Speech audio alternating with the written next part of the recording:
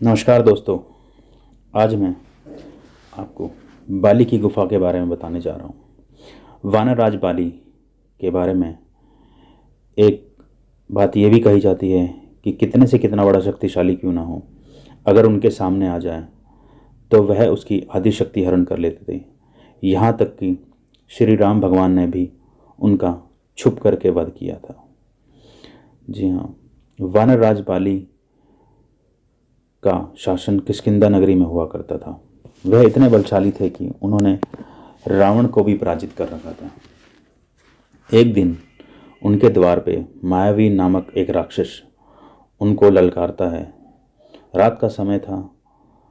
उस ललकार को सुन के जब बाली उस राक्षस को मारने के लिए आए तो वह वहाँ से भाग खड़ा हुआ, और ये दृश्य देख करके सुग्रीव भी बाली के पीछे पीछे दौड़ने लगा, क्योंकि सुग्रीव को डर था कहीं अंधेरे का फ़ायदा उठा करके जो मायावी नामक राक्षस है वह उनके भाई बाली का वध ना कर दे।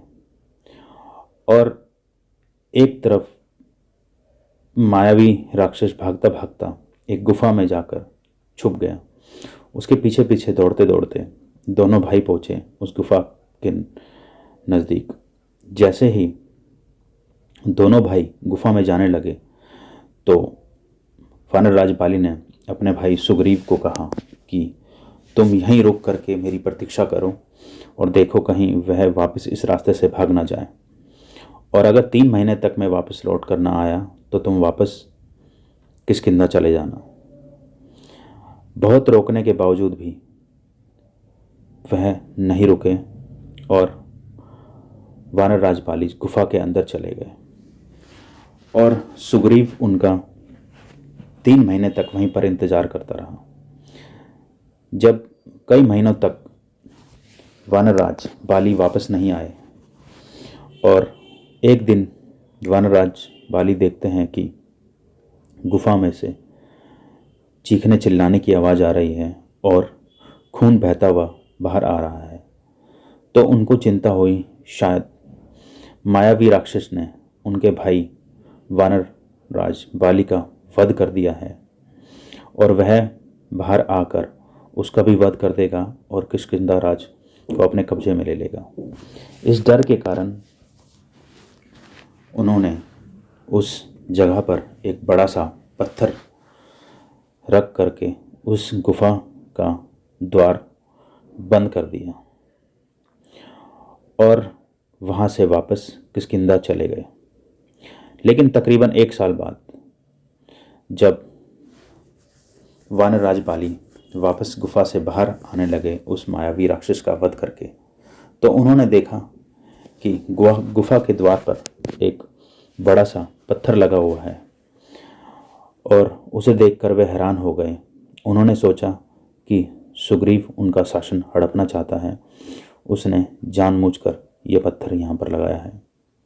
जैसे तैसे वानरराज बाली ने उस पत्थर को हटाया और वापस अपनी नगरी जा पहुँचे। पहुँच करके उसने सुग्रीव को धक्के मारकर अपनी नगरी से बाहर निकाल दिया। उसके बाद सुग्रीव बाकी वानरों के साथ ऋषिमुखी पर्वत पर जाकर रहने लगे। बाली की यह गुफा तुंगभद्रा कर्नाटक के समीप हम्पी शहर के आसपास के इलाके में मौजूद है। बताया जाता है कि कुछ वैज्ञानिक भी इस बात का पता लगाने गए थे क्या यह सचमुच बाली की गुफा है या नहीं। गुफा में जाने के कुछ दिनों बाद वहाँ पर उनको एक नाखून जैसा कुछ प्राप्त हुआ, परंतु वह बहुत विशाल आकार का था। और फिर वह आगे अंदर तक गुफा में चले गए, क्योंकि गुफा बहुत बड़ी थी। उनको अंदर जाने में काफ़ी समय लग गया।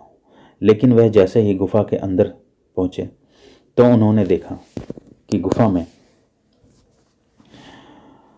अलग भाषा में, गुफा की दीवारों पर अलग भाषा में कुछ लिखा हुआ है, और वैज्ञानिकों ने उन सब का अवशेष वहाँ से लिए और उस लिखावट की फ़ोटो प्राप्त की तथा फिर उसका रिसर्च किया। और रिसर्च के बाद पता चला कि वानर नामक प्रजाति पहले इसी तरह की लिखावट किया करते थे